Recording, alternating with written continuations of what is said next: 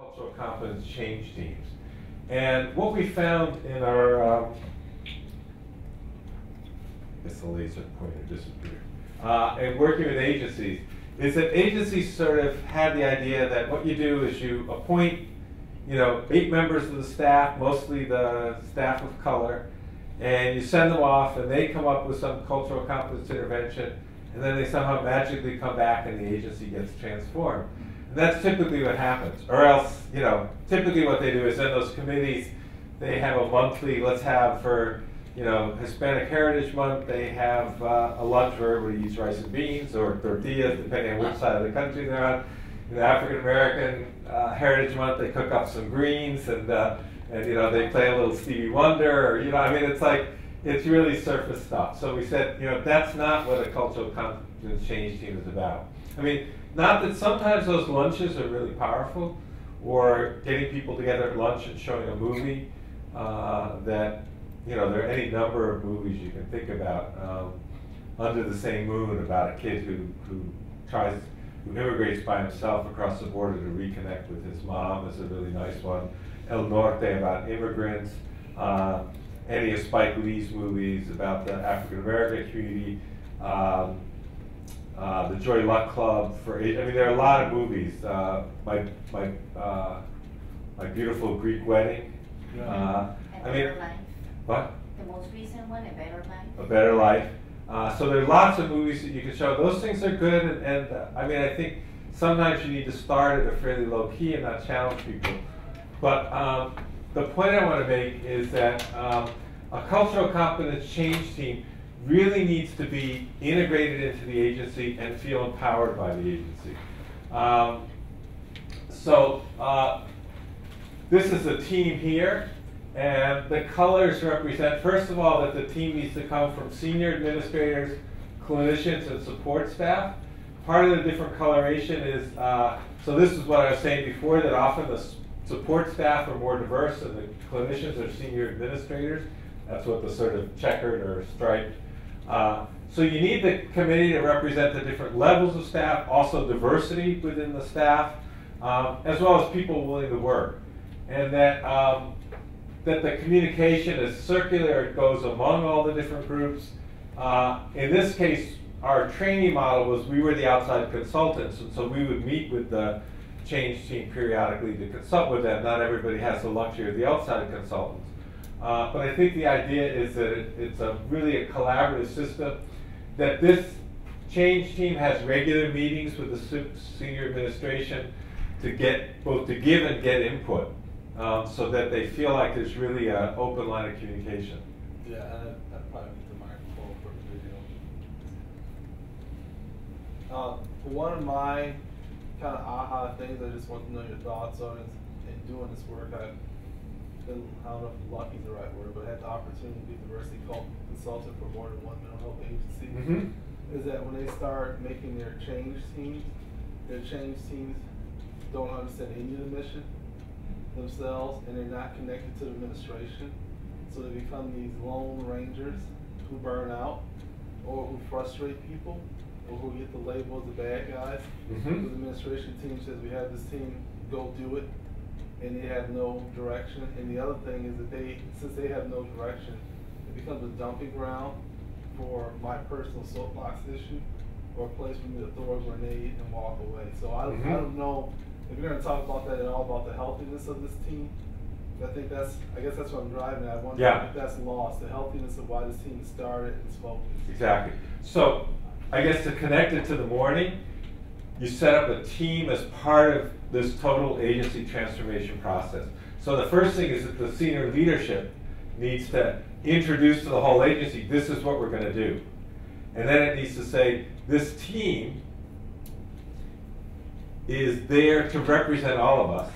It's to be more efficient because we can't get, particularly in an agency of 400 people. And actually it's occurring to me, now that I've got a little bit better sense, you may want to set up a change team for your system rather than for each individual agency.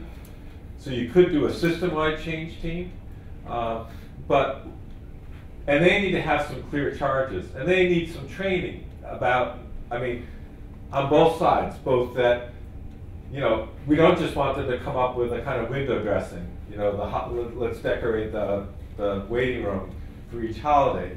At the same time, we don't want them dropping bombs. So we don't want them coming back and announcing to the agency that they've now discovered that this is a racist agency, and that's the core problem.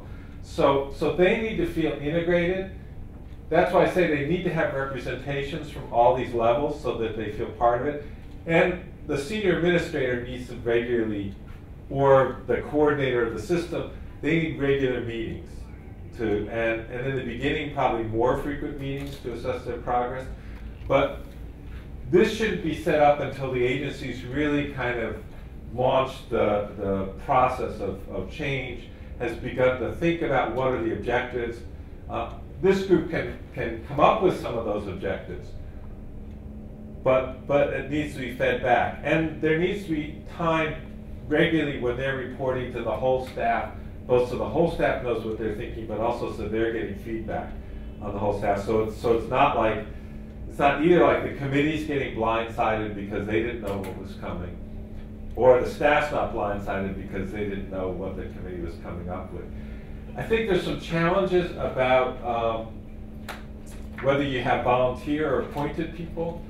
Obviously, volunteer people tend to, they're more willing to work. On the other hand, if you really want to represent this diversity, there may be people who need to be put on. I think one of the things to do is to think about how do you cultivate people to want to do this work, and also how to reward them. You can't ask people to do this work. If you're going to sustain the effort, people can't do this work on top of their regular job. So if you're, and I was interested with the Magellan person there, when you're under strict productivity guidelines, you have to see so many patients a day, et cetera, then these people need some relief from some of that. That is, this is now a new responsibility. Otherwise, as you say, they're going to burn out quickly, they're going to feel marginalized, it's not going to happen. Did someone have a question or comment? No, I was just going to make the comment that we made that if you're on our committee, that's part of your job responsibility, and your supervisor knows that, so we actually make that a policy. Mm-hmm. So that it would be any debate about that. Right. And we also sat down and planned out our whole year, every year, and which is nice to hear, we communicate that every month to our staff. And we also said our goal is to educate and to make people aware and give people opportunities to learn. Try to keep that rather than, I guess when I came there, the problem was it was a lot of grenade throwing. Yeah. Well, and I think if you go back to like the grid I showed you, so this group can start to fill in the grid of what kinds of activities, but obviously a lot of that then has to be advisory, because if, say the committee comes up with, we really think, they identified, we really need an American Indian staff person who can work with the reservation in our county where we're not seeing anybody, and yet they had 5 suicides last year of teenagers, and I'm sort of kind of mixing reality and so obviously that needs buy-in here. It may mean somebody writing a grant, those kinds of things. Or we need to change our intake form. I mean, obviously the committee can't do that on its own. So there needs to be a lot of dialogue.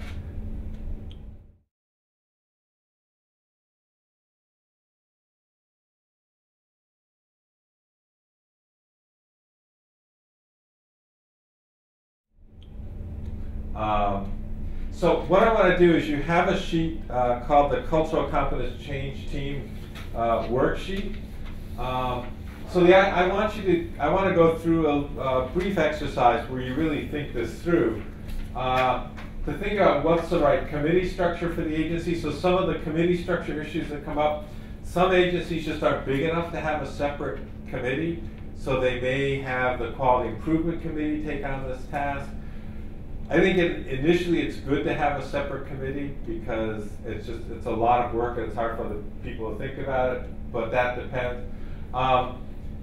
Who the coordinator or leader, and we actually suggest leaders, we suggest that you always have a pair of people. I think it's important, 1, to support each other, 2, people have different strengths. If somebody's not there, if somebody leaves the agency, you haven't lost the whole initiative. And then we've also suggested that it's actually a good idea to bring in some community people who it's a good strategy. For example, if you want to connect with a community agency, invite one of their staff to be on your committee. You know, it challenges the agency to have somebody from outside. On the other hand, it really starts to build those links. Or an agency that you're already working with a lot. And again, in your system of care, it may be that the mental health agency is the focus, but you've got all these other agencies. So I mean, the first question always to answer is, should you have a committee at all? Is that a useful structure? And if not, then where should cultural competence activities go? And then who should be the lead person? And I think the key point here is that they need to have sufficient authority to lead the initiative and direct access to senior management. So I'd like you to just start filling in this form, thinking about sort of in your agency or network of agencies or network of people. I mean, in your case, Maite, is it? Maite. You know, you may think of having a committee that cuts across the different providers that you work with. So who would you want to have the coordinator? As I say, it could be a particular person or it could be a particular position. Like it should be a clinical supervisor, for example, because they're the people that sort of fit between the senior management and the direct care staff. Who would be good members of the team? Committee membership?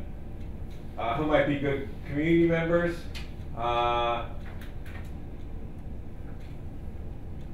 So all these issues. I don't know how easy it is to fill this out at the moment, but I'd like you to at least go through the form and see if it looks like a good framework for you and respond and react to it. And to think about what are the issues that come up for you as you read through it in terms of how you might take something like this back and use it to begin to have a dialogue with other people in your programs about how to implement this.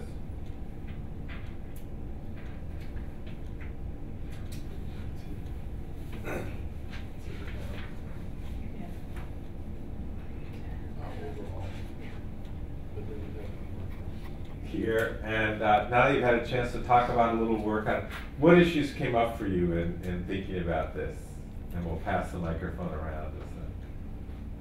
Any issues come up in terms of?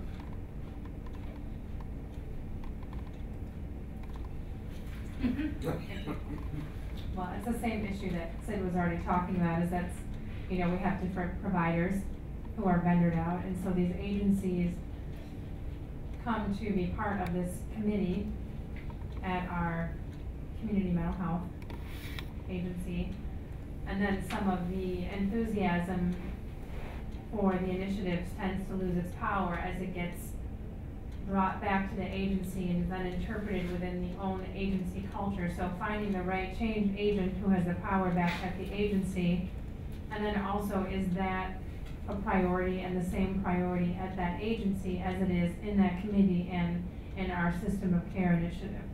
So let me suggest for your particular system of care, I think the first step is to get the CEOs, or whatever you call them, the leaders of all the agencies that you work with together, and say, you really feel like it's important, it's the right time to start this cultural competence initiative. And one of the mechanisms that you learned about that you'd like to use is to start a cultural competence change team. And explain what it is, and then ask them if they would buy into that, and if they would be willing to commit for a year to let this run and see what the team comes up with.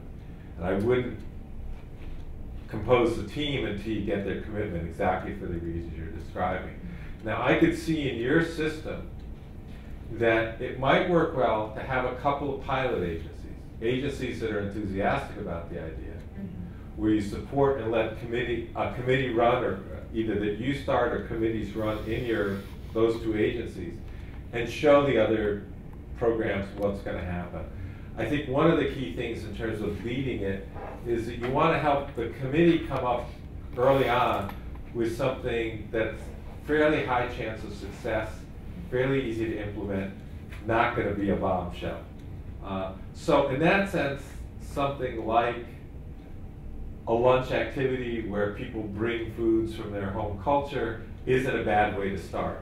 What the problem is that often communities get stuck on doing those kinds of things. I'm not saying that those are bad, and they're often a good way to start. They're easy to do, it's fun. You know, people may post the recipe so that, you know, people can, and people really like it. Obviously people like food and they like learning about food styles. And it also gets people talking to each other in ways they haven't talked to each other before. But in your case, I think I wouldn't try to initiate the committee until you've got the buy-in from the directors. You were going to react. No, I was going to say is that we did those initial steps. So the committee's been going for about 2 years now.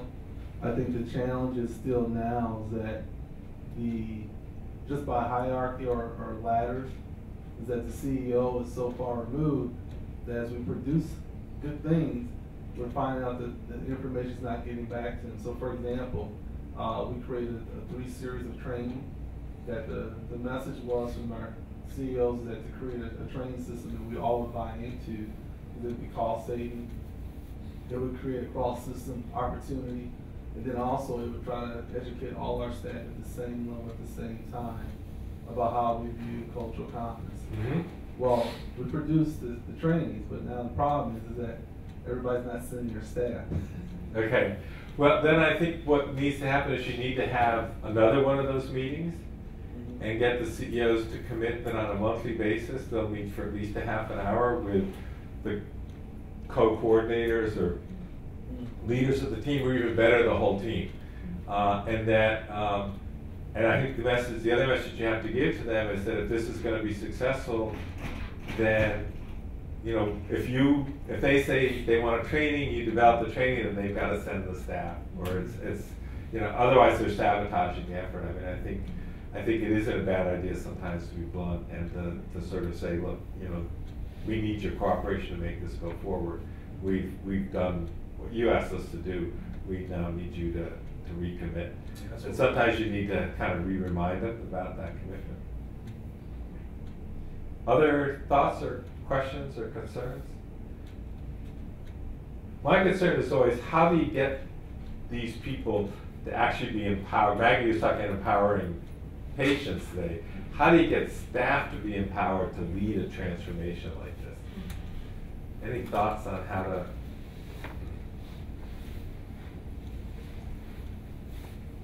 I think one of the things that's an example of just thinking outside of the box is maybe to assign each of the prospective members, once they've been chosen, to write an article that is culturally relevant. Mm-hmm. You know, whether that be relevant as a counselor, relevant as a community leader, or relevant as a lobbyist, but something that is culturally, you know, relevant. And that actually works nicely if a lot of agencies have some sort of a newsletter or a bulletin board or something that they do on a monthly basis. So that's a nice way to then get the members of the committee kind of on the radar screen, get their ideas out, and begin to educate the staff. So that's a nice way to do it. Any other thoughts?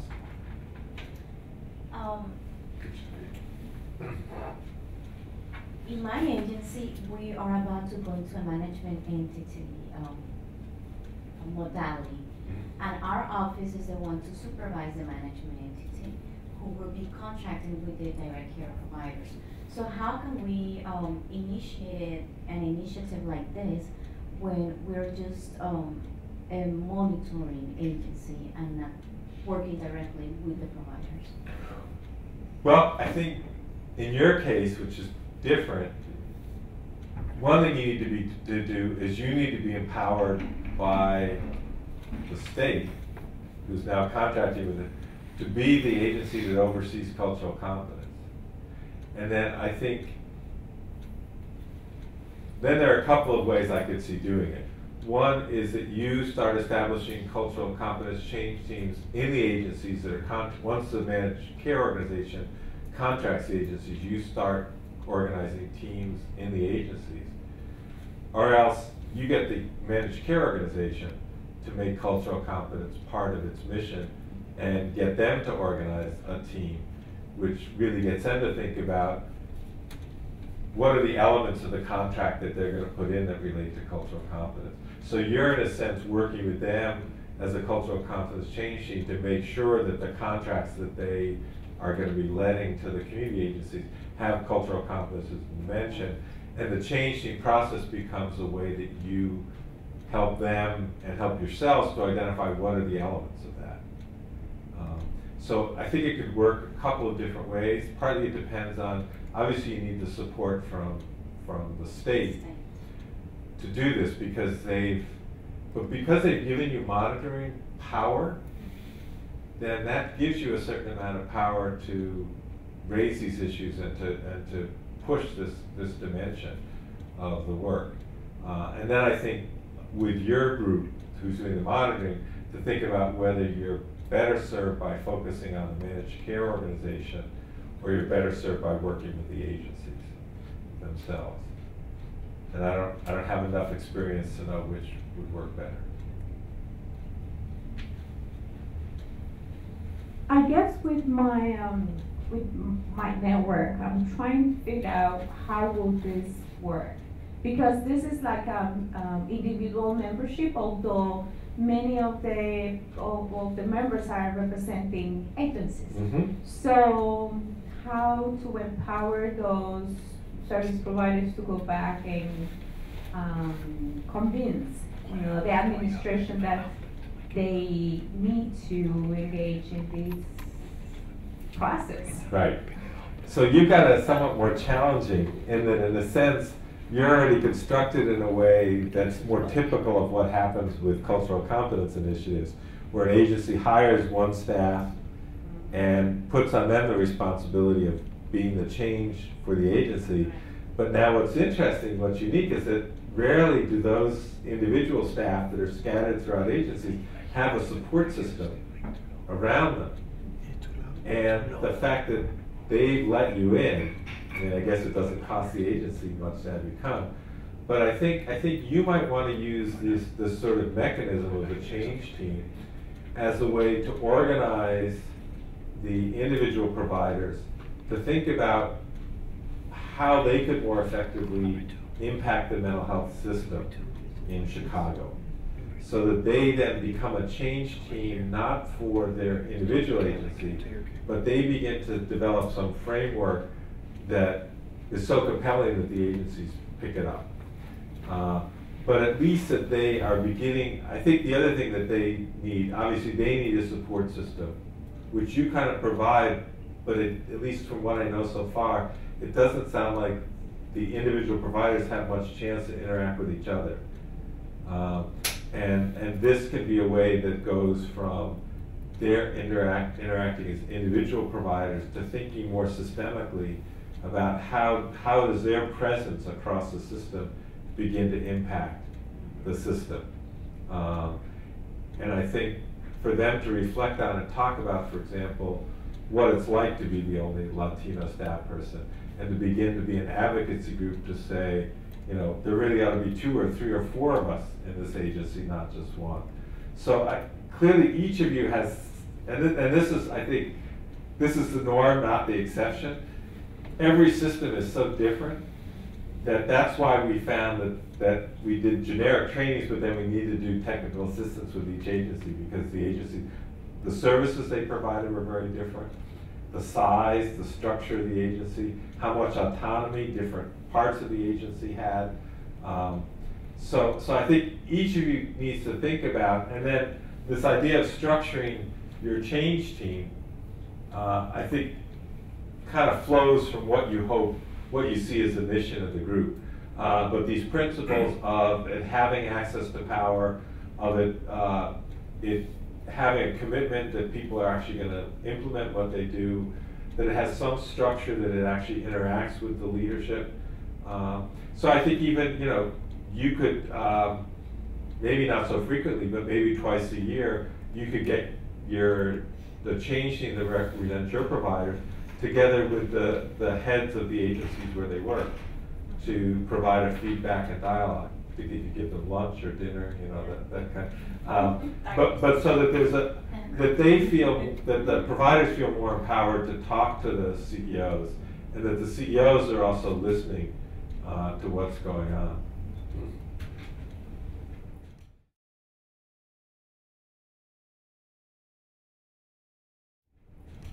So I want to move to cultural competence self-assessment.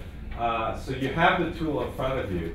And I think the overall goal is that agencies need to do regular cultural competence self-assessment. How are they doing? And this is really useful when you're in the middle of a process to get feedback. And I'll tell you about this tool in a minute, but I mean, in general, we see cultural competence as a developmental process. No individual is ever totally culturally competent, and no agency is. You know, I feel very culturally competent. I'm not a clinician, but I feel very culturally competent with Latinos. I feel somewhat culturally competent with African Americans in the sense that a lot of the work I've done has included African Americans, but that's not my part. But when it comes to Asians, I don't speak any Asian languages. I haven't interacted a lot with Asian communities. So each of us, I think, has different levels of cultural competence, and certainly different organizations do. So the idea is that this is always going to be a long-term process, and it's always going to be evolving. And so the idea is that, well, let's do a few of these things, do them for a couple of years, and then we're done with it. This is how do you integrate this into the life of the agency. That's why when I started with the plan, it's a living document. It's not going to sort of, you know, you're never going to sort of put it on the shelf and say we're finished. Because just when you think you're finished, you know, all of a sudden we're going to have a lot of Iraqi refugees coming from Iraq resettled in our communities who feel like they can no longer stay in Iraq, and we're going to have a whole new population of people, or, you know, whatever. I mean, it's just, the world changes. The other part of this is just like you were mentioning the strengths-based model that's come up for working with clients. We need a strengths-based model for working with agencies. I think many agencies have cultural strengths that they don't recognize. Again, I've already used examples of like Latino staff who are never asked to talk about working in Latino community, or the diverse support system staff that are never incorporated in talking about how to make the agency more welcoming of diverse client populations. You know, people in the agency who have traveled a lot and have a lot of international experience, but never sort of connect, that's what they do for vacations, don't connect it to how that might actually help the agency think about how to open itself up and be broader. You know, just the experience, I mean, anybody who's traveled to another country has had the experience of not knowing the language, feeling out of place, not knowing the rules, not knowing how to get around. So when you think about all that, just, you know, when you go away for a week or 10 days, think about when that's the life of someone who's a new person to your community and doesn't speak the language. So there are ways to think about these experiences. So self-assessment is a strengths-based model. It needs to be done in a safe and non-judgmental environment, because if you want people to be critical, they have to feel safe doing it. That the idea of doing the assessment is to figure out where we need to work to enhance our capacity, not where to beat ourselves up over the head. And that when you do a self-assessment, you have to share it back. I think one of the worst things that happens is, you know, an agency, for whatever thing, I mean, asks the staff, you know, what do you think about this issue? And they collect a bunch of data, and then the staff never hear about it. And the message the staff gets is, you know, they think that they are telling us they want our opinions, but our opinions obviously aren't important because they didn't even bother to tell us what they found or what they thought. So once you start this process, you need to build in a whole system of feeding back the information, getting responses, developing plans or activities that respond to what's needed, and then reevaluating. Self-assessment's part of all these guidelines, the class standards included, the SAMHSA standards. This is not designed to assess individual staff, it's designed to assess the agency. There are other measures that can do that. again, it's unclear. I'm actually not as fond of individual assessment. I think at some point for supervision it may be useful. If you're really going to move to some sort of a bonus system where people have these skills get a bonus, then you need to do it. But I actually think it's better to start at the agency level and then move to an individual staff level. It's much safer. The agency's already started the process, and then staff feel like they're going to be valued if they have these experiences. And also then they want to know what areas they need to learn more about to get the benefits of being assessed.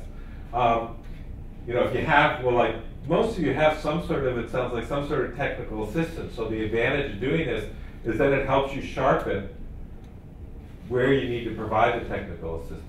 And I'll show you that in a minute. And it also helps you think about what kind of staff training, staff development you need to do.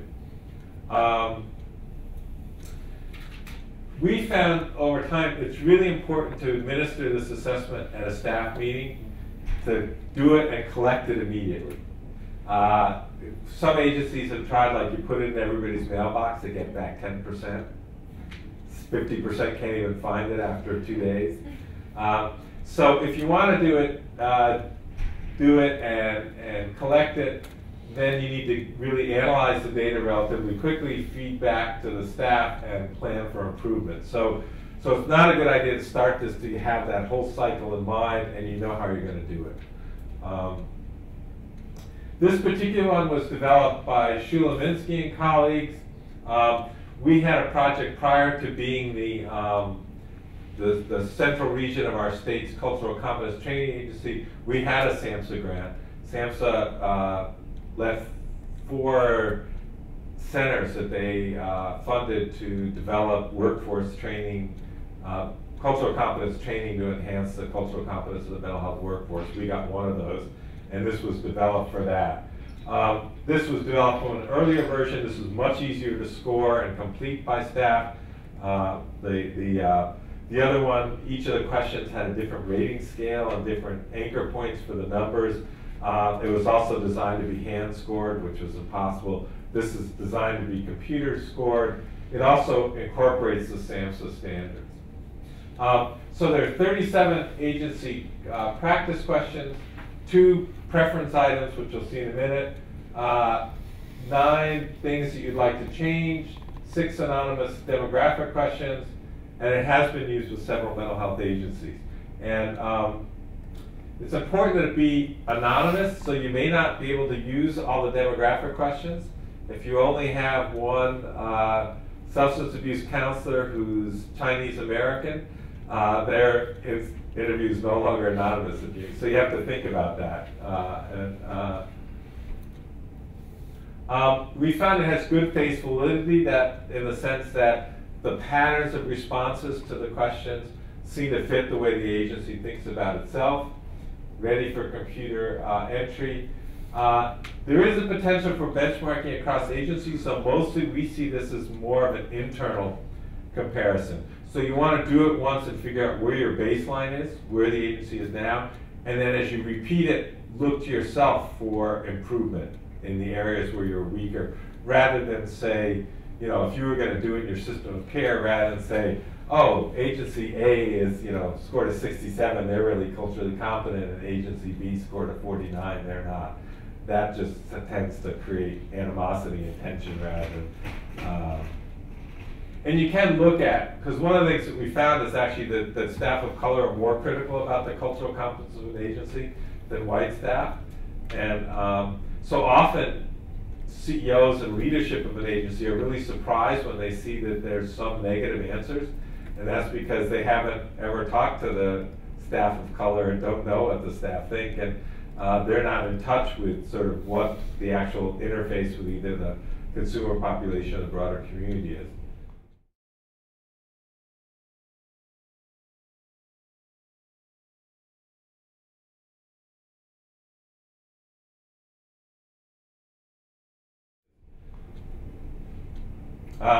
So what I'd like you to do, I'll show you some data from the other ones, but what I'd like you to do right now is to just actually fill it out. So if you would go through it and fill it out to the best of your ability, thinking about whatever, each of you has a sort of different reference group for what agency you'd be filling this out about.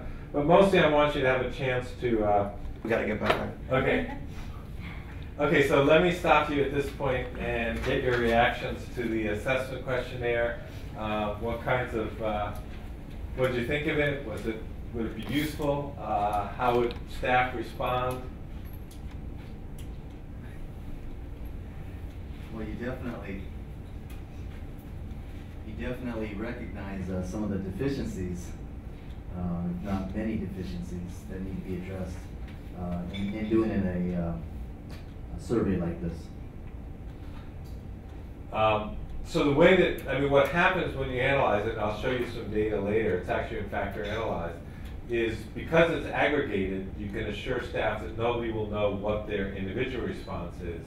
And what you will see is a variety of responses. And what you'll get is average scores. So you'll see that in areas where even if some of the staff only think it's a problem, that average score will be lower. So it will highlight it without individual staff identifying it. I found it very good.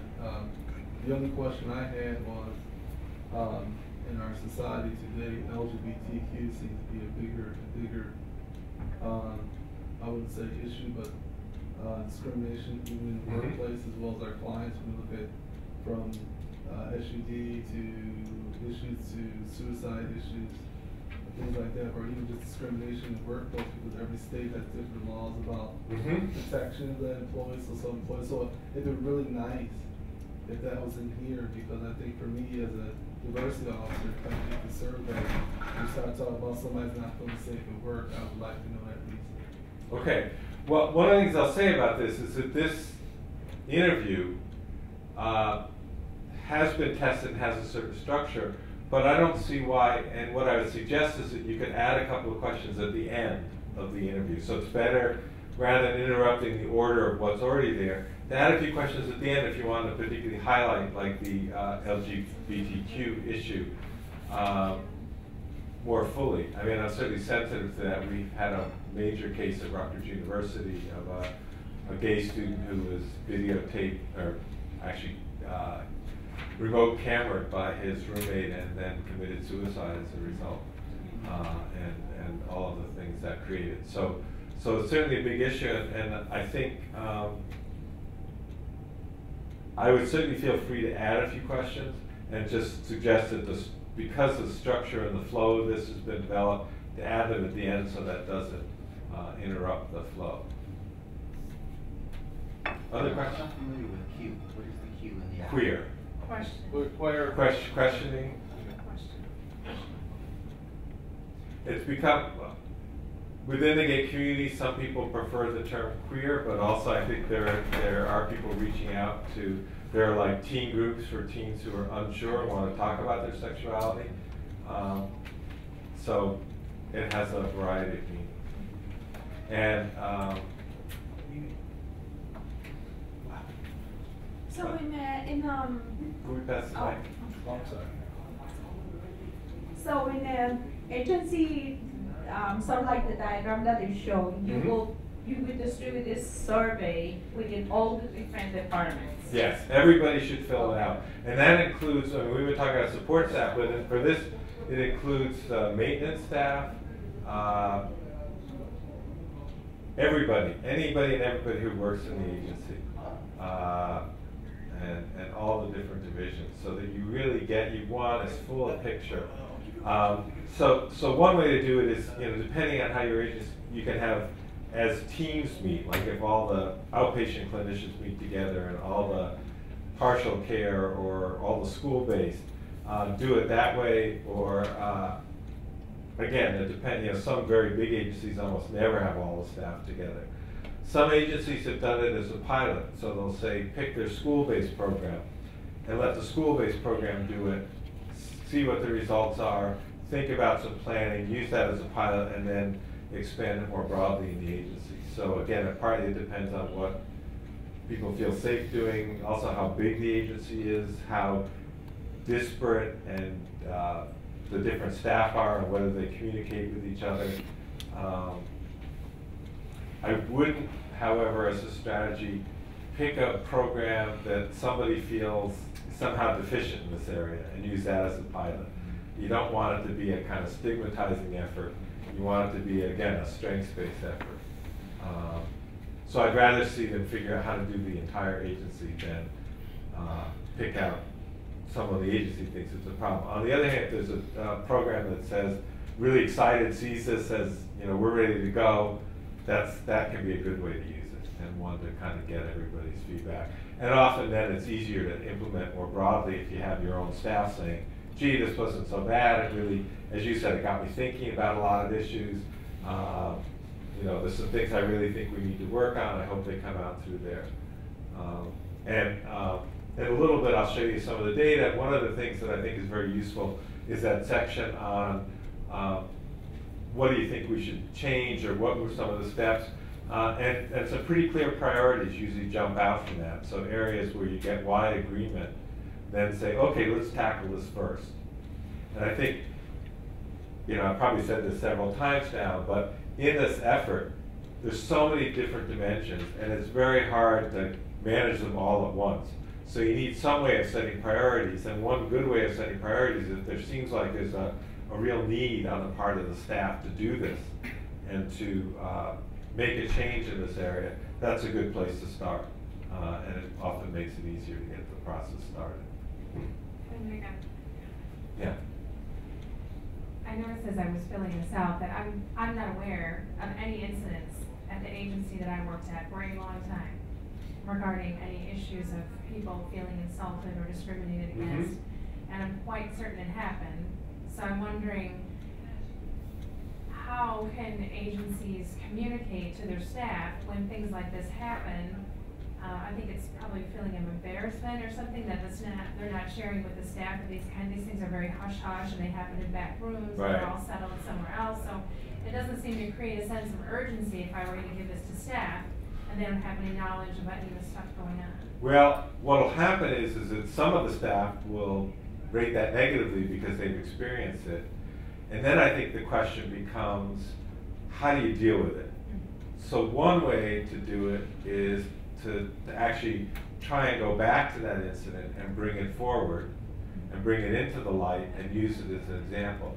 Although that can also be one of those bombshells that you talked about. So another way to deal with it is to deal with it in a generic sense, is to say, you know, to have the senior leadership say, I become aware through this process that these incidents are happening. Let's start by saying that having the senior leader or senior leaders say this is not acceptable. I mean, because what's rare is that the senior leadership actually ever comes out and says, you know, we find these kinds of things not acceptable.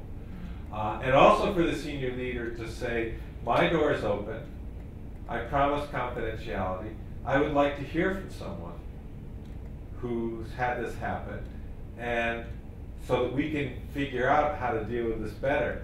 And again, I think, you know, it's a lot the senior leader has to decide, are they both going to promise confidentiality for the person that comes forward, but also promise not to retaliate against the person who did it because it was a past one, but say they want to learn about some of these incidents so they can figure out better how to create policy around them. And I think that becomes a challenge, and that's where it really means sitting down with the senior leadership, and that's why it's so valuable to have the senior leadership meeting on a regular basis, because it's easier for them at that point to deal with something much more difficult like this than it is if they just all of a sudden have to come up with a policy. But we had an experience where an agency had a lot of problems with staff tension and these kinds of comments. And they got a new director, and the director just said very publicly, this is not acceptable. And we will not tolerate this happening.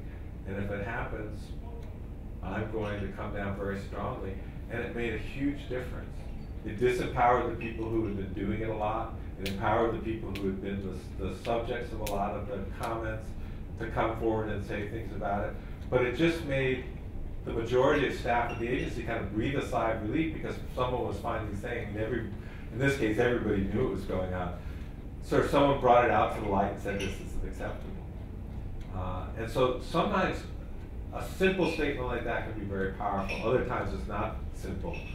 It's never simple, but a statement like that can be very powerful. And then the next time it happens, then there has to be a response.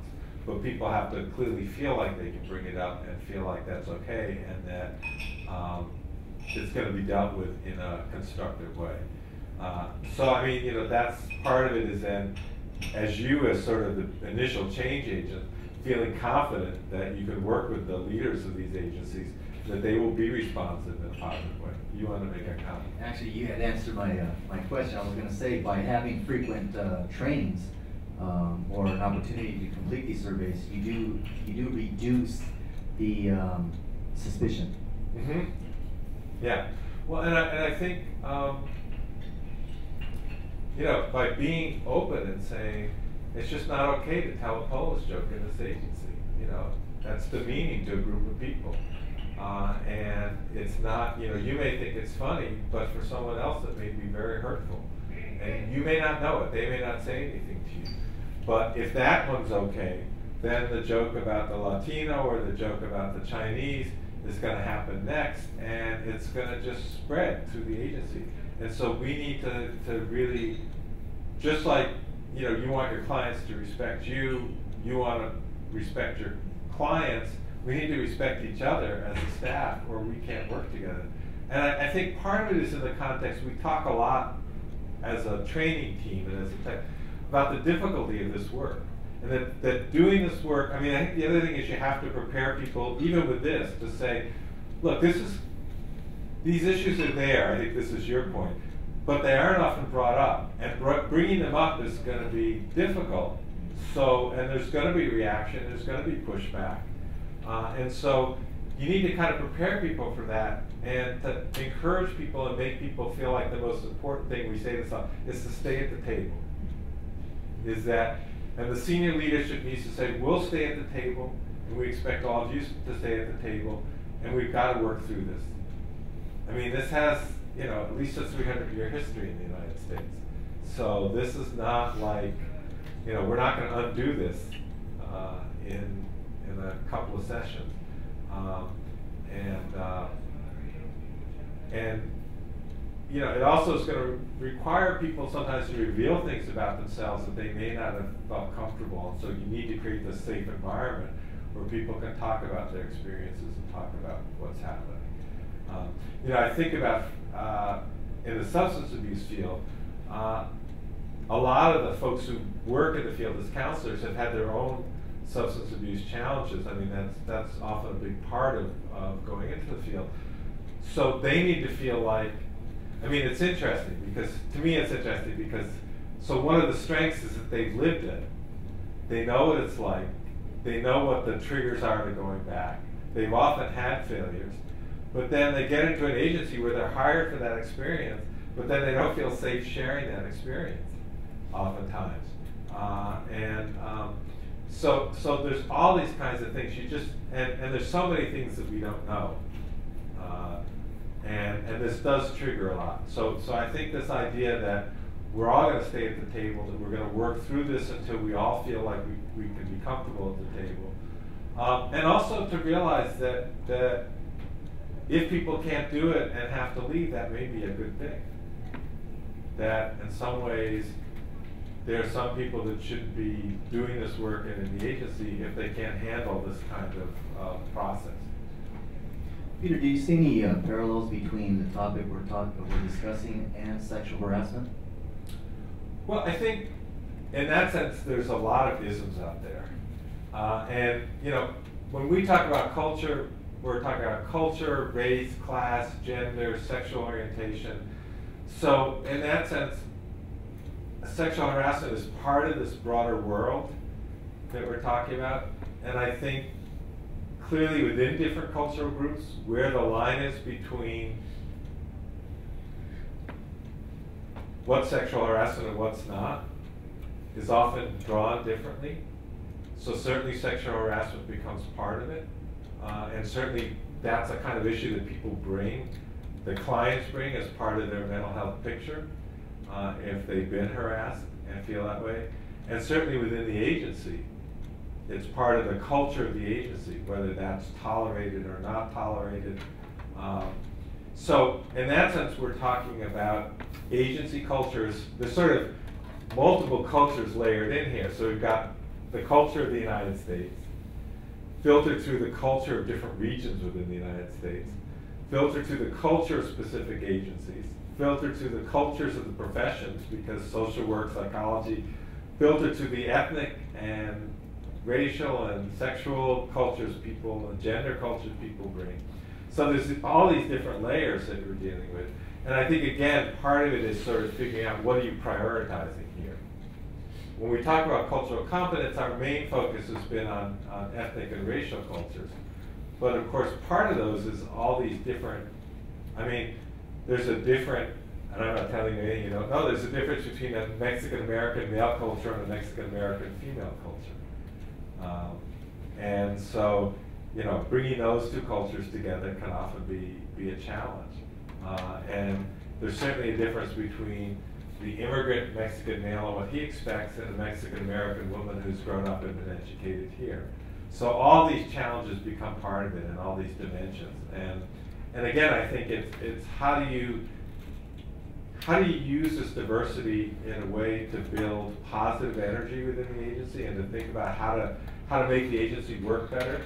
And often the bottom line for everybody is that whoever we are, as fellow staff, as leaders, as followers, as patients, as clients, as providers, we want respect in all those different relationships. But then what respect means has to get played out and discussed. Going right back to that early example I used of good eye contact. So, I mean, you know, when is looking down and not confronting the teacher the ultimate sign of respect? And when is it a feeling that you're not listening and you're not paying attention? And that little interaction, I mean, you know, I don't know how many kids get screamed at when they look down because the teacher says, look at me, and the kid is like totally confused. I mean, he feels like he's doing what he's supposed to be doing. So, you know, I mean, if that little dynamic can get blown up into such a big thing, imagine the other dynamics. So certainly something like sexual harassment that's so loaded and so painful is so much bigger than that kind of an interaction. So yeah, I mean, I think it becomes part of the culture, and I think, you know, if we can frame it within a culture of respect and a culture of respect for diversity, you know, when we use the term difference, it often kind of gets tied with deficit. This is what Maggie was saying about the special ed kids. So if you don't speak English, if you're a recent immigrant, I mean, I've been amazed at working with the Rutgers students who are immigrants, all the sort of, I didn't know what a fob was, which is fresh off the boat. So now it turns out that there's a Twinkie, which is an Asian Oreo. There's an apple for American Indians who are red on the outside, white on the inside. So they're all the, you know, every cultural group has all these sort of terms and labels that can be fairly denigrating. And again, it's a question of who's using it and what the tone is in using it. But it's clear that this is all going on. It's not like, I mean, it's not like we're inventing it. So I think bringing it to the surface is getting it out and beginning to have a discussion about it. Is not opening us up for problems. I mean, that's where, you know, your issue about dropping bombshells. I mean, sometimes they're only bombshells because we're surprised that they're an issue. And I think this was your question earlier on. When in fact, we know they're issues. And they're issues that are being talked about a lot. It's just that they're not being talked about in places where they can be dealt with. And so some of this is bringing to the light, bringing to the surface things that need to be and aren't often. And I think, again, and this needs to come from the top, that the goal of this is to make us a stronger, more successful, more effective, better functioning agency. And that's where the leaders really need to lead that. Not only that process, but that whole tone. They need to make everybody feel like this is going to be a positive, beneficial thing for the agency. Or else it's not going to work. It's going to become, you know, it will open up sort of resentments festering problems. So again, coming back to this tool, what we see as the advantages of this tool is that it begins to open up things without people having to come forward and say them. It also shows that, you know, I think this issue that you were getting at of there are things going on in agencies which some parts of the agency may have no awareness of that other parts are very concerned about. And it's a way to get that because you get everybody involved. But because everybody's involved and because it's anonymous, people can feel safer about bringing this forward, knowing that everybody's participating in the process. And the reality is that you can't force people to talk about things they don't want to talk about. So what's going to come out here are things that are really on people's minds. And I have to say, in our experience, people in general have been very thankful that finally some of these issues are getting opened up, and that there's a place. I mean, again, what this says when the leadership administers this is that we want to know about this. These are things we're concerned about. So it's already opening it up with a different tone than it may be opened up in other settings, and that we see this as a process of working forward and improving how we're functioning. But there's no guarantees. Yeah, just a quick. So with these tools, so all these tools that you sharing with us, can we use them? Yes. We don't have to ask permission to anyone. I'm going to safely say that you can use them. You should credit Schuleminski for developing them, but these were designed to be useful, and her earlier form, actually, that she developed with Carol Weiss has been widely disseminated, translated into Spanish. If you Google cultural competence self-assessment, you'll find it. I think this is a big improvement in structure, form, questions. Yes, I would go ahead and use it and credit the designers, but feel.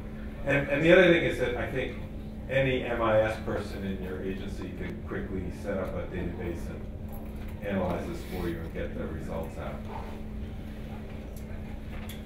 Do you have community mental health providers that actually bring clergy or folk healers to the units? Yes, there have been clergy. There are many, many agencies that bring clergy in both directions. So they bring clergy in when a client feels like that would be helpful, or else they'll refer a client, not refer, but they'll say, you know, you might also find it beneficial to go talk to a clergy member about your problem. They also will do trainings of clergy. This is a growing movement where trying to get clergy to better be able to recognize when a member of the congregation has a mental health problem and would really benefit from a referral, and that often the clergy referral is more effective than other referrals. So working with clergy, there are fewer examples of where people have used folk healers, but actually going back to the 1960s, Lincoln Hospital in the Bronx brought espiritistas into the clinic to provide treatment for people who thought that a spiritual healing might be very helpful for them. And what's interesting is, as a medical anthropologist, almost all the research that medical anthropology has done find that people in the community have no problem co-using some sort of a spiritual, religious healer and a mental health professional. It's the mental health professionals who have problems thinking that someone might be going somewhere else.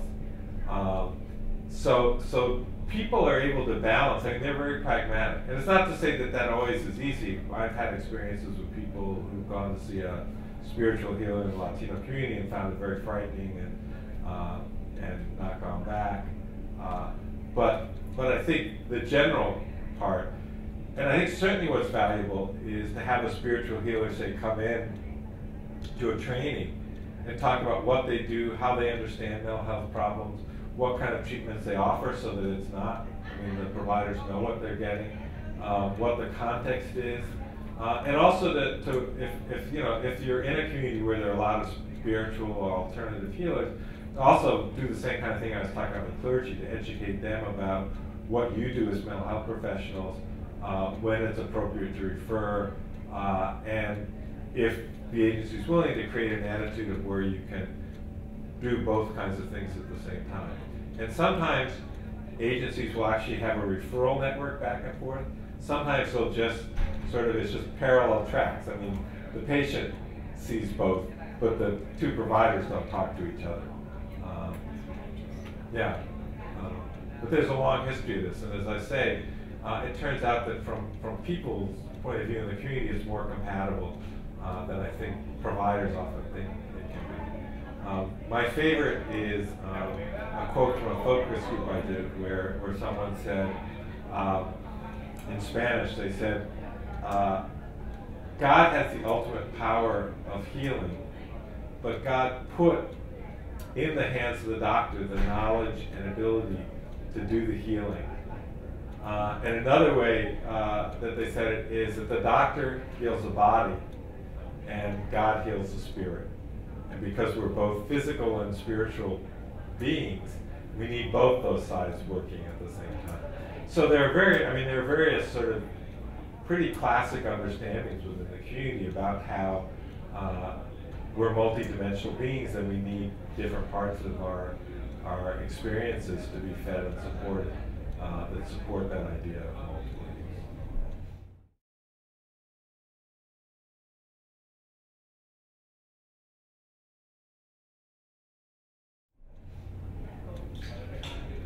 Okay, so what I'd like to do next, the next area I'd like to talk about is, and I guess I'll show the video with our technical challenges, is interpretation. And so I'm going to show, we have till 4:45, right? Oh, good.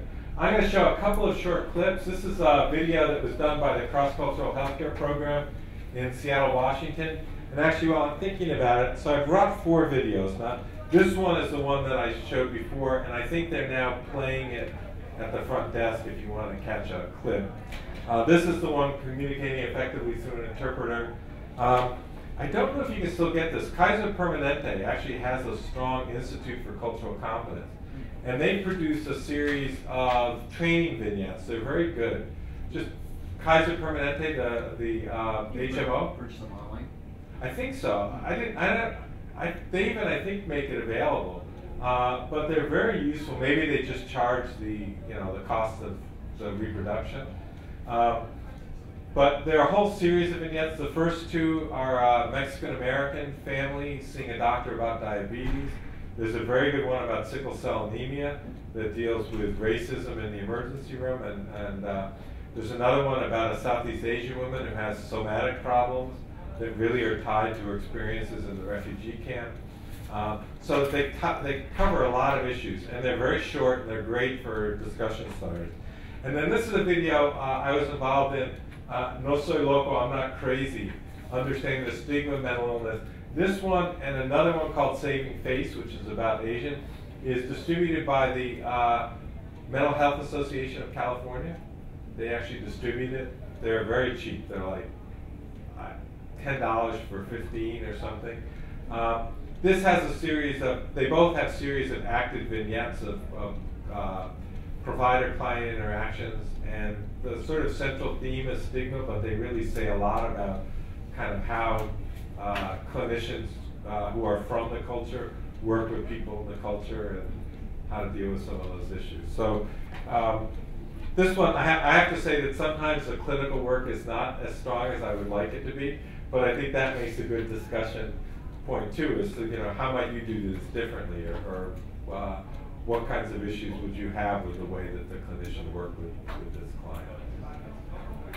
So this one we're going to see, the first one is a vignette it's with a Mexican-American man, an African-American woman doctor, and an untrained interpreter who's called in from the front desk. So I want to show it, and I'd like you to just jot down any observations you have about that interaction. And then I think we'll see the second one is so this group, besides making the video, actually trains interpreters. Washington State has a law that requires a professional interpreter if you're in a medical or mental health encounter. The other thing it's suggesting, these are all quote-unquote medical encounters, but you'll see how much mental health is in even a standard primary care encounter.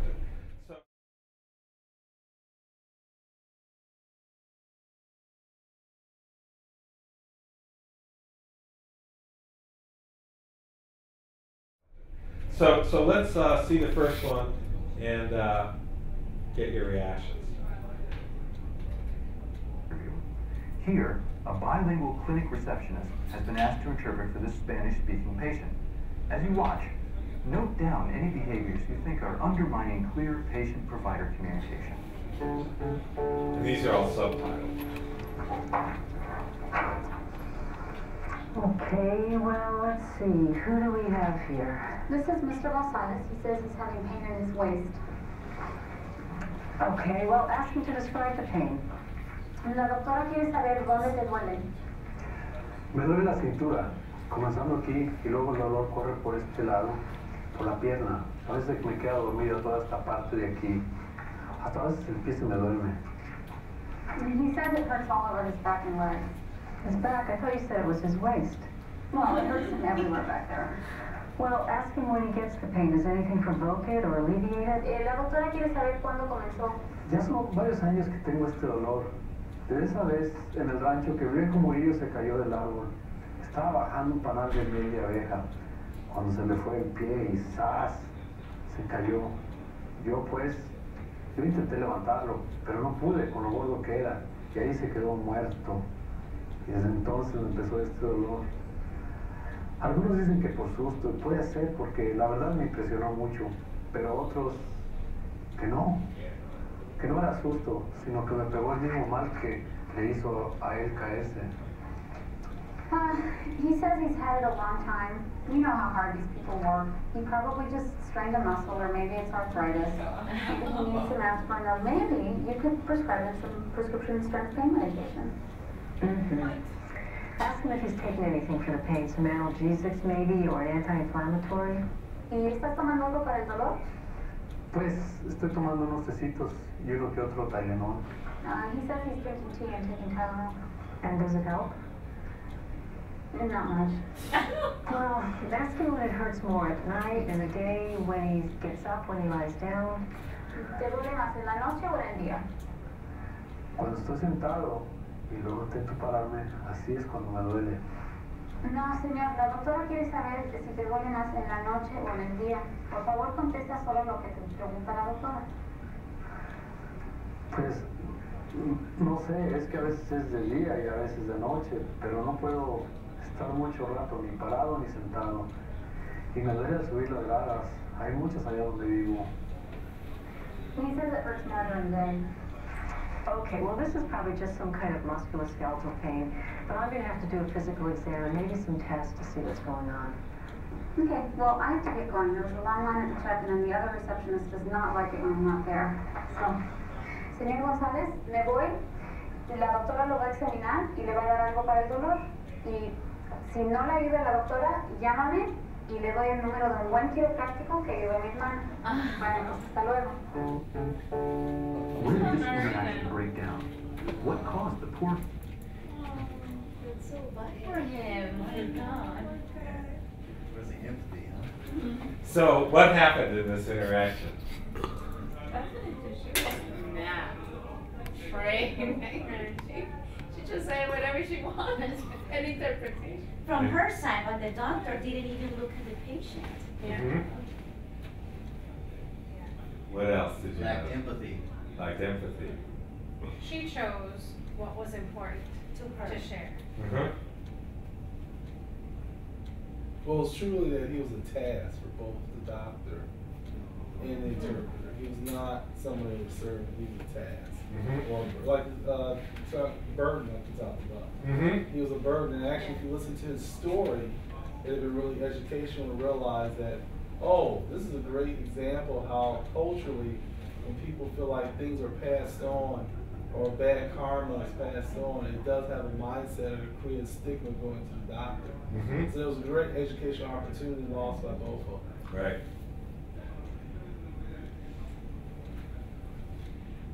Need to use the microphone. Other comments and thoughts?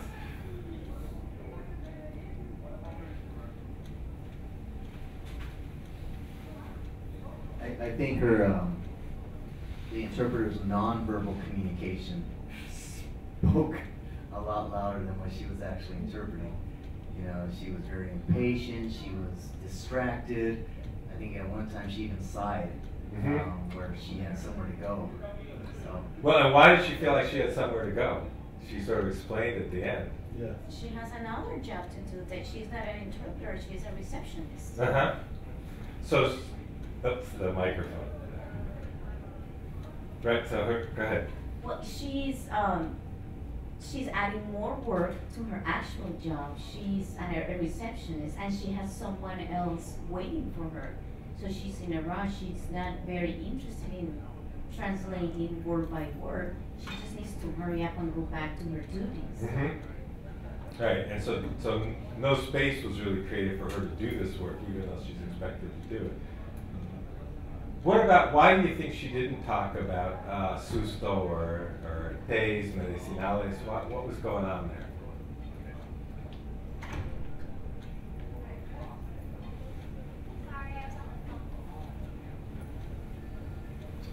Maybe there was a conflict with her value system. Yeah. It seemed like her body language said that she thought it was silly, and she didn't want to even bother interpreting that part of it. Yeah, and so that's certainly one possibility. Another possibility that's occurred to me is that she's stuck between, she's kind of in this in-between position. She doesn't have the prestige of the doctor, but if she allies too much with the patient, that even more undercuts her prestige in the agency. If she shows that she's sort of from a kind of more Mexican culture. So in order to impress the doctor, she decides to leave out the folk parts of his story and just deal with the medical parts. In fact, she even makes some recommendations to the doctor about what she could do. What do you think, what could the doctor have done differently in this interaction? I think the doctor missed out a lot in the length of translation. The patient spoke for a long time, and the translation was 2 or 3 words sometimes. And the doctor went along with it instead of inquiring, what else did he say? I heard him speaking a lot. She never set any ground rules for the interpretation at all. And maybe she didn't know what ground rules to set. She may never have been trained on how to use an interpreter. So she didn't say, you know, it's really important to me that you tell me everything, don't filter. Or say, you know, ask the patient to stop periodically when he's telling you a long story so you can interpret what he said. I want to know exactly what he said, not your interpretation. When she had this side conversation at the end, the doctor didn't break in and say, you know, what are you telling him now? Yeah. I was born and raised outside of the country, and I learned English as an adult. And I've always thought that it's best to call the person a translator than an interpreter. Because to me, translator, you're just translating into the new language word by word. But with the interpreter, to me, you're adding what the person thinks of what the other is saying. So I think sometimes... Actually, it turns out it's the opposite. I have that in the slides. The official interpreter world, people who are licensed, call interpretation what you do when people are speaking orally, and translation what you do when you're translating a written document. And they're actually quite adamant about it. I must admit I'm not. But yeah, well, I mean, I think in terms of their professional definitions, so there are a few states, Massachusetts, Washington, that have, California too, that have professional associations of interpreters that license interpreters, and therefore they've begun to develop a kind of framework, a language for talking about it that sets these terms. Let's see the second one, and I hope I didn't mess myself up here about how to get to the next one.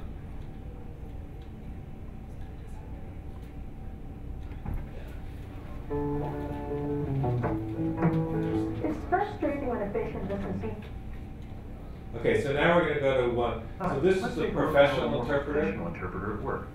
The patient in this appointment is Cambodian. They're both The interpreter Cambodian. has been professionally trained in medical interpretation.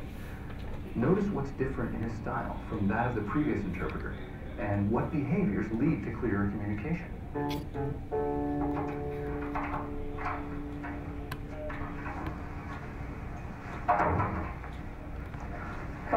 I'm Dr. Wilson. Who's the patient?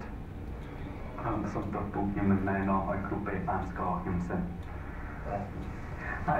I'm James. I'm one of the staff interpreters.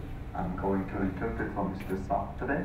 I'll be interpreting everything you're both saying exactly as you say it. Please speak directly to the patient and speak in a relatively short statement so that I can interpret accurately. If I make a hand signal like this, please pause so I can interpret. Is there anything special I should know about this appointment? No, I think this should be fairly routine. Fine. I already introduced myself to the patient, to Mr. Sock, and told him the same things I told you. Great, thank you. Hello, Mr. Sock. I'm Dr. Wilson. What brings you to the clinic today? Susday Lokso, Kim Kiwachepandit Wilson,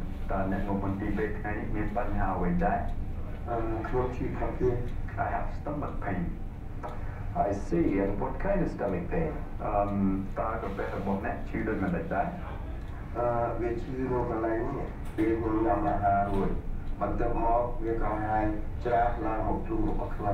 It hurts you whenever I eat, and then it burns up in my chest. And how long has this been going on?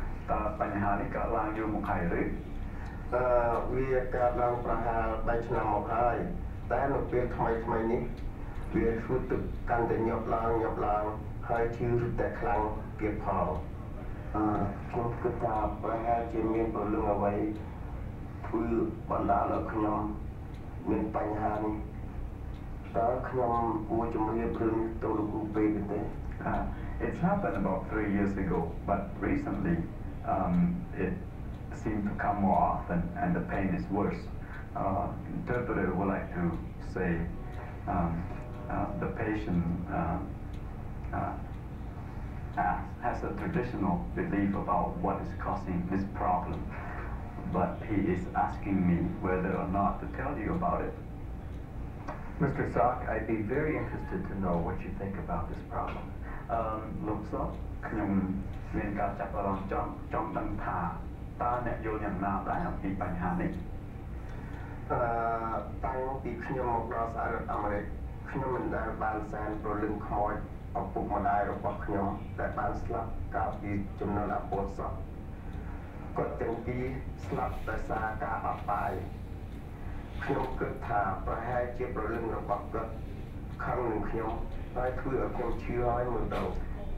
since I've been to America, I never done any anniversary ritual to my parents' spirit who died during the Pol Pot regime.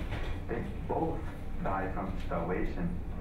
Maybe they are mad at me and make me sick.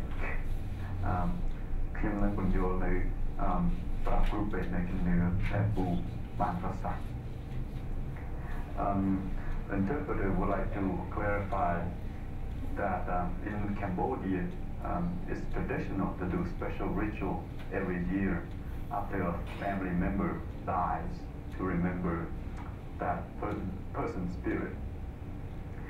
The person's spirit can be offended and cause you to get sick. Traditionally, he would go to a fortune teller, and the fortune teller would tell him what the type of ritual he should do to satisfy the spirit and be treated. I see. Thank you. Mr. Sock, I'm very sorry to hear about your parents. That must be very hard for you.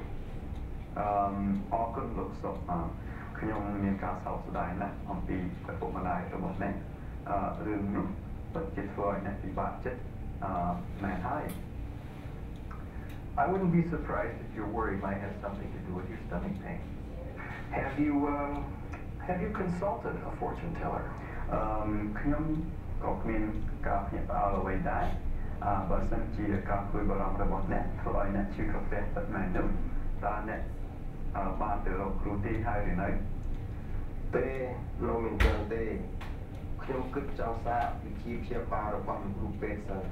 No, not yet.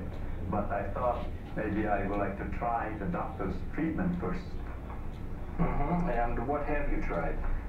តើអ្នកបានសាកថ្នាំអ្វីដែរ បាទខ្ញុំបានលេបថ្នាំ Melox I have been taking Melox And has it helped you any? តើថ្នាំនោះជួយឬទេ វាជួយដែរតែជាតិអត់ជាតិថ្នាំប្រភេទរបស់ខ្ញុំវាឈឺសារឡើងវិញ It helps but when the medicine wears off my stomach starts to hurt again Well Mr. Sock I think you may have an ulcer and I can give you some medicine for that លោកសុកខ្ញុំគិតថាអ្នកកើតជំងឺរលាកកប៉ែហើយខ្ញុំអាចឲ្យថ្នាំខ្លះទៅលេបដើម្បីព្យាបាលជំងឺនេះ On the other hand, I understand that you're worried about your parents' spirits, and that could make you sick too. What do you think you should do about this problem? ម្យ៉ាងទៀតខ្ញុំយល់ថាអ្នកព្រួយអំពីព្រលឹងឪពុកម្ដាយរបស់អ្នកហើយការព្រួយបារម្ភនេះក៏អាចធ្វើឲ្យអ្នកឈឺដែរតើអ្នកគួរដោះស្រាយបញ្ហានេះដូចម៉េចដែរខ្ញុំគិតថាខ្ញុំក៏គួរទៅរកគ្រូទាយអំពីបញ្ហានេះដែរតែមើលទៅប្រហែលជាឆ្នាំនឹងជួយឲ្យខ្ញុំបានគ្រូ I think I could go to the fortune teller about this too, but maybe I'll get better with the medicine. Well, why don't we do this? I'm going to give you a prescription for your pain. This is a prescription for ranitidine. You take one twice a day. I like college medicine. ខ្ញុំចេញសម្បត្តិឲ្យអ្នកយកទៅទីថ្នាំសម្រាប់បំបត្តិការឈឺចាប់របស់អ្នកនេះជាថ្នាំ ranitidine លេបម្ដងមួយគ្រាប់មួយថ្ងៃពីរដង And I would like to see you back here in about a month just to see how you're doing. Meanwhile, you can think about whether or not you want to go to a fortune teller about your parents' spirits. How does that sound?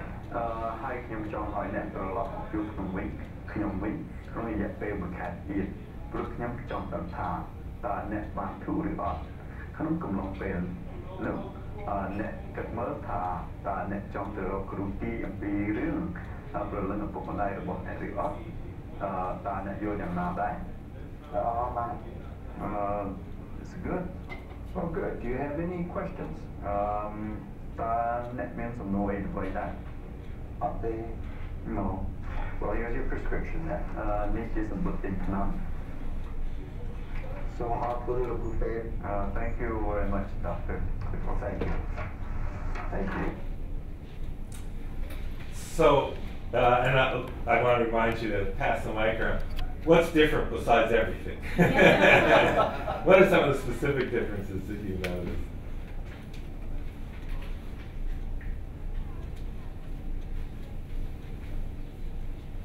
Well, the doctor's body language, for one, was very open and warm. His legs weren't crossed, the chart wasn't open. He made direct eye contact. He actively listened to his patient. Mm-hmm. What are some of the things that you think facilitated that in this case?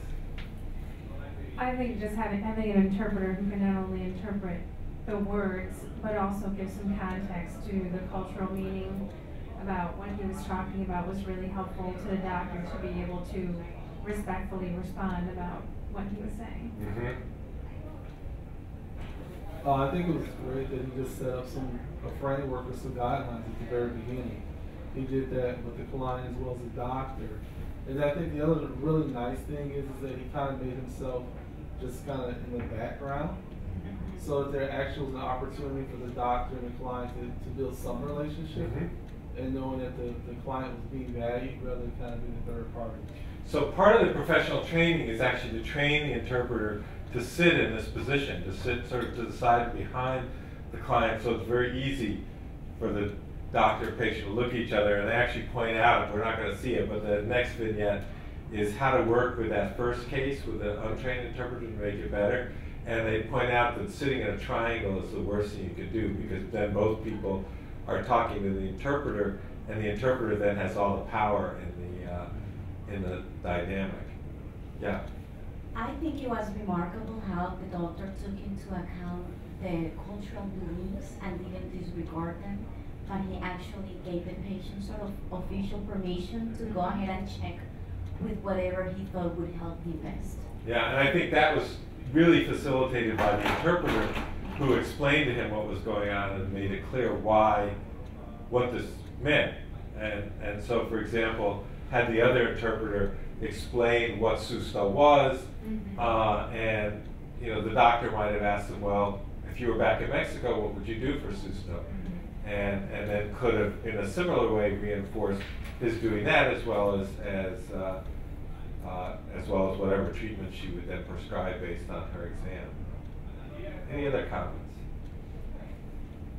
I mean, I think in the interest of time, let me just say that, so when you asked before about cost, Sid, this costs more.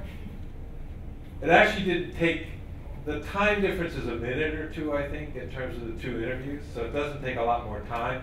But imagine the kinds of savings in misdiagnosis, misinterpretation, mistreatment that would go on. So this, I think, is one of those beautiful examples of where the investment in an interpreter is worth all the other saving. And the other thing, I mean, Maggie was talking about, I mean, these interpreters are BA, sometimes even high school level people, but with a lot of extra training. Actually, you were talking about at lunch.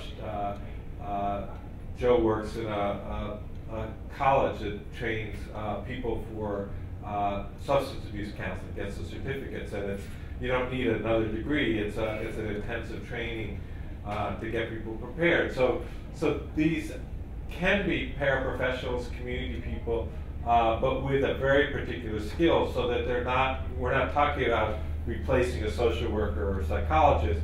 We're talking about adding someone who's relatively inexpensive, but who can save lots of money. I mean, ERs that use in Boston, I heard them talk about the amount of money saved in unnecessary testing, blood tests, scans, because before the doctors did every test in the book because they didn't really know what was going on. And with a much clearer sense of what was going on, pinpointing the kinds of pains or the kinds of symptoms, they could do much fewer diagnoses because they had a much better sense of what's going on. So I think it's a really important example.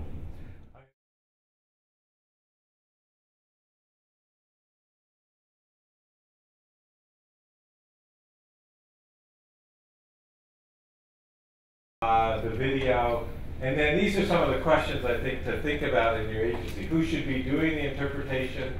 What guidelines should be developed on using staff as interpreters? So this issue about double job. What kind of staff would do interpreting? What kind of training do they need? What kind of training do clinical staff need? People often forget that you need to train the clinicians to use an interpreter just like you need to train an interpreter to interpret. And how to be effective with an interpreter, why it's important always to have a professional interpreter, not to, someone brings a family member, not to say, well, this time I won't bother. Actually, the Kaiser vignette, the first vignette, the nurse interpreter says, I'm really busy today, so he lets her go and uses one of the family, and you see in the vignette the disasters. The role of telephone-based, how many of your agencies use telephone-based language interpreting? So just very quickly, I mean, that raises a whole bunch of other issues. I mean, first of all, I think it's important if you ever use telephone-based to do a pre-session with the telephone interpreter, explain what the problem is, what are the issues you're looking for. To remember not to both talk to the telephone, to talk to each other. It doesn't matter, the person on the other end doesn't know that you're looking at them. Some things like that.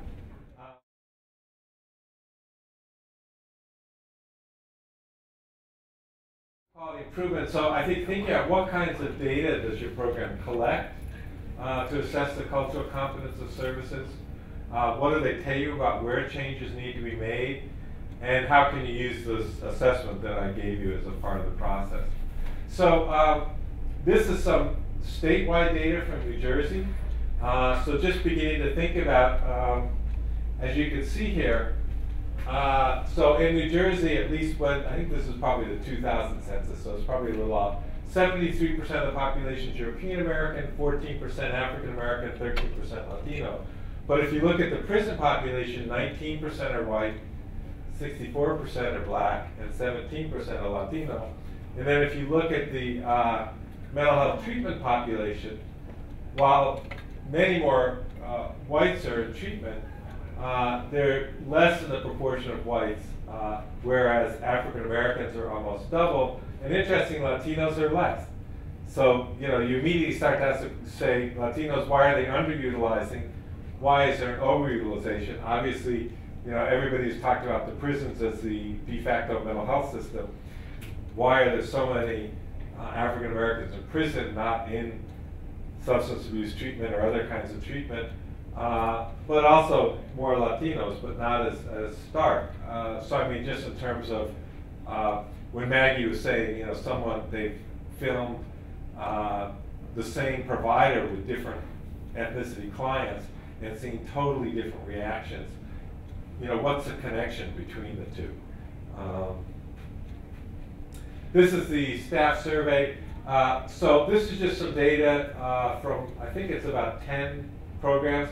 The alpha says that it's a good scale, that if you use all the items in that item, they scale well together, they hang together well, just the structure. But she actually has done a factor analysis, and there's a sort of staff education, training, and resources, so you can put those items together and see what are the training needs, the diversity, discrimination, the things about comments, how much culture is involved in assessment and treatment, and then the environment and language. So you can either use the whole thing or you can break it into subscales. So for example, this is just some data from 2 agencies. And you can see that if you look at the average score across the agencies, the average score looks pretty similar across both all these different dimensions as well as the total score.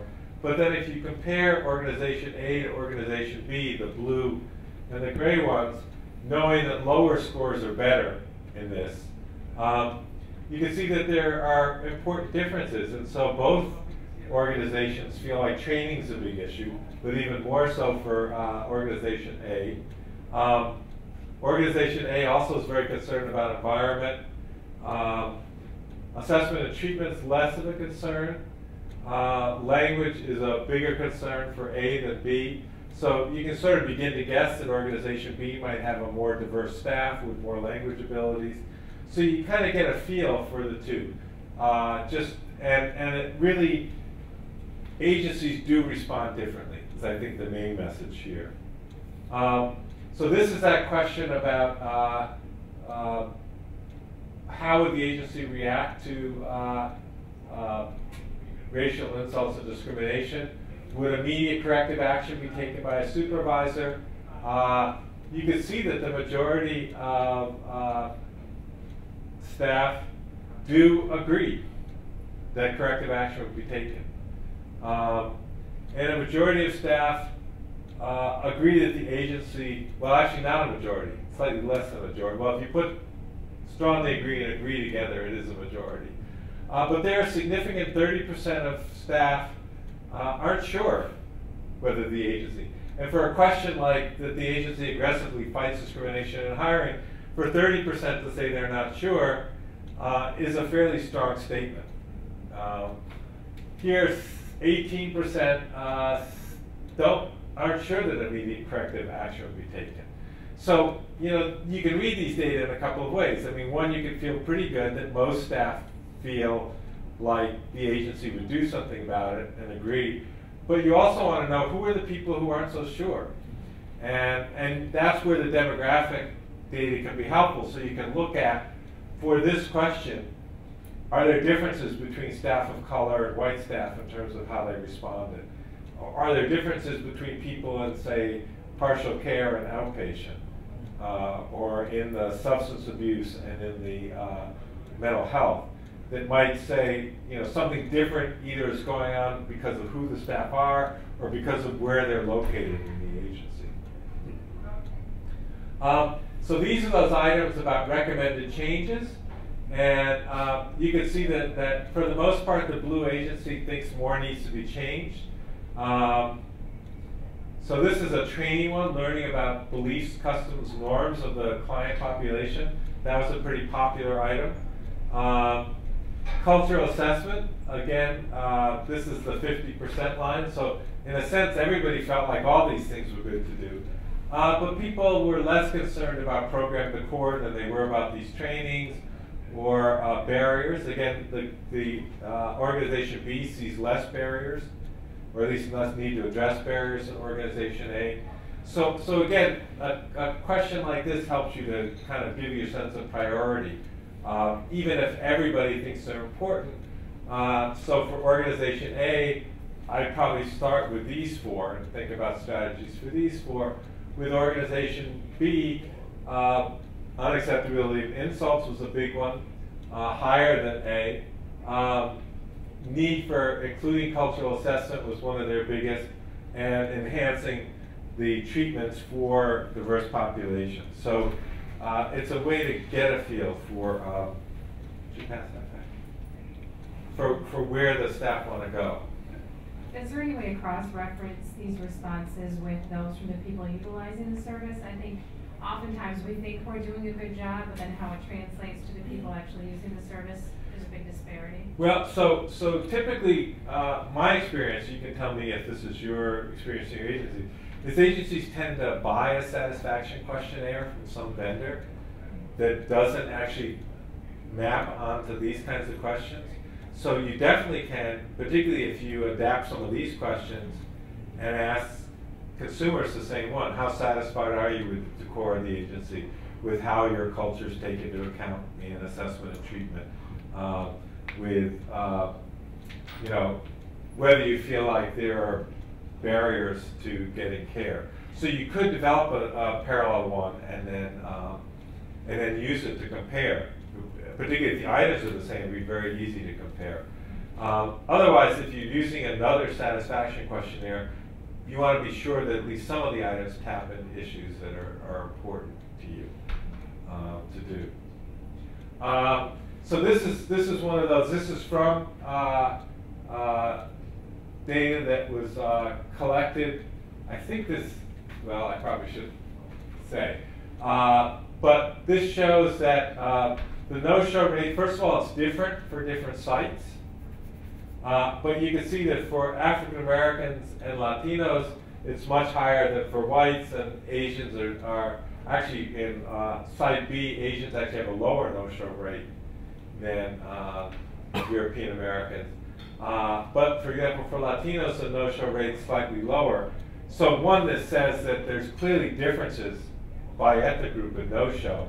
And if you could reduce all the no-show rates, and this is again Maggie's point about retention in care, then you could increase your revenue stream. But also it says, you know, what is organization Site B doing that's reducing the rate for Asian Americans, or Site B is doing for reducing the rate for Latinos, but increasing the rate for European Americans compared to the other organizations. So it doesn't tell you what the answer is, but it tells you that there's definitely a problem there that needs addressing. This is actually a published paper that Shulaminsky and colleagues published in the archives that showed significant differences in diagnosis.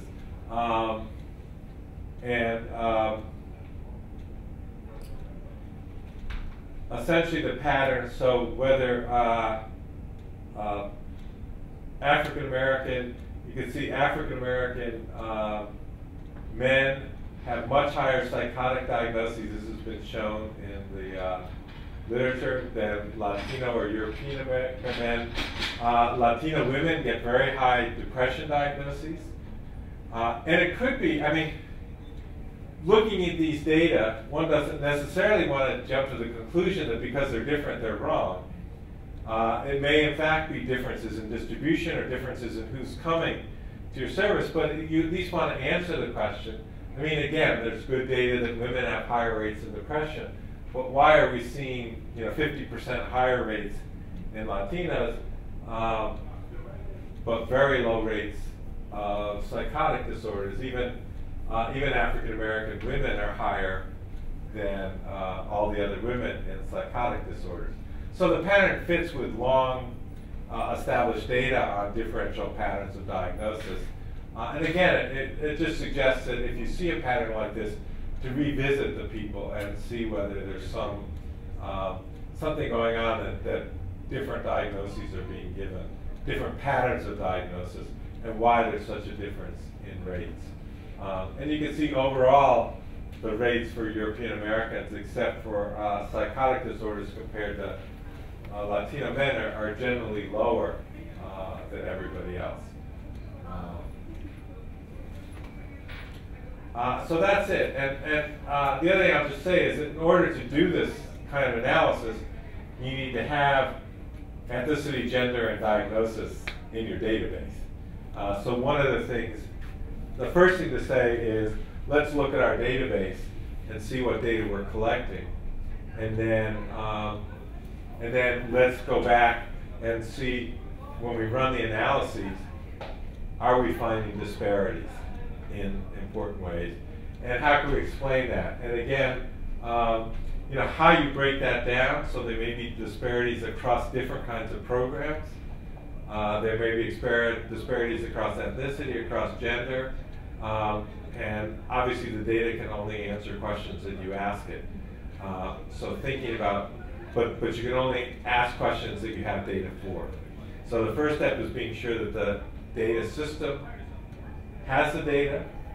The second is to be sure the quality of the data you're putting in is actually good data. So you need people, you can't have clinicians guessing at the ethnicity of the patient. I like to admit, because I think it helps people. I was doing a study of multicultural family caregivers, and I had a parent named Sanchez, and I went to interview her and I only brought the Spanish language interview, and it turned out she was Filipina, didn't speak a word of Spanish, was Asian. And so I assumed, because of her last name, that she was like, so you can't make these assumptions. You really need to find out. And then once you got the questions in your data, or the fields in your data set, you've asked the questions, well, then you have to go back and ask the questions of the data, so what's going on?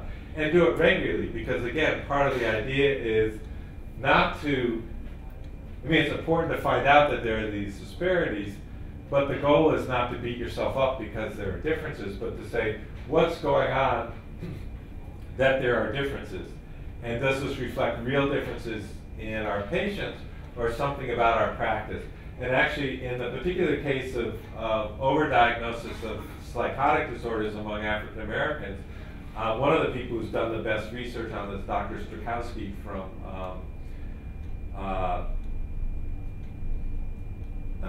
it's in Ohio, and it's University of Columbus Medical School. He found this pattern, and then he did a grand rounds with the clinical staff and went through with them the actual criteria for psychotic disorder, how to interrogate those criteria, and how to assess the reality of the criteria, and the disparity disappeared. So what he found was that when clinicians actually use the full criteria and use them systematically, the disparities went away, and what he was finding is that people weren't actually assessing the full criteria. They were getting a couple of symptoms that they then used as guideposts to make their diagnosis, and almost sort of feeding back the stereotype that they had of different ethnic groups and their presentation. But when they really followed like a SCID diagnostic system, or one of the structured diagnostic interviews, that really made a huge difference. So this is where I say these data in themselves don't necessarily indicate a problem, but they certainly say, you know, let's go back and review. I can't tell you the number of times I've done a grand round on Latino mental health and talked about hearing voices, and you know, clinicians will come up to me afterwards and say, yeah, I've got this whole group of Latino patients on antipsychotics, and their only symptom is hearing voices. I've been wondering, are they really psychotic? And they probably aren't. That's not it's a very common cultural experience among Latinos, that it's often an indicator of emotional distress, but not of a psychotic disorder. And that's the other challenging thing, is that, you know, feeling like someone's hexing you or cast a bad spirit may well be a good indicator of mental health problems. That maybe the idiom, the language was good, but probably isn't a good indicator of a psychotic disorder. I mean, it could be, but it's often not. But it often does tell you. So the challenge is always, when do we normalize things that are different, and when do we over-pathologize? And obviously we don't want to do either. But therefore it really requires some careful discussion, talking to, and this is where our discussion earlier of, you know, only spending 10 or 15 minutes long enough to get your script written isn't going to do it. There really needs to be a longer assessment. When the PowerPoints are up, I also just included a bunch of websites that have good information. This is a Surgeon General's report I mentioned, the SAMHSA standards, this is the class standards, the Georgetown Center, and our center, and a couple of other resources which are useful places to go.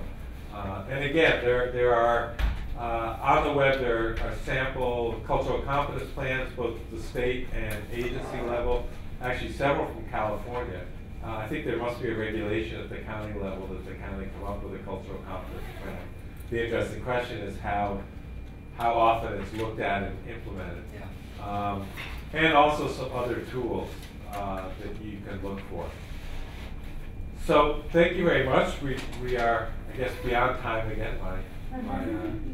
But I've enjoyed meeting all of you, and I hope that you found this useful and can take this back home and run with it.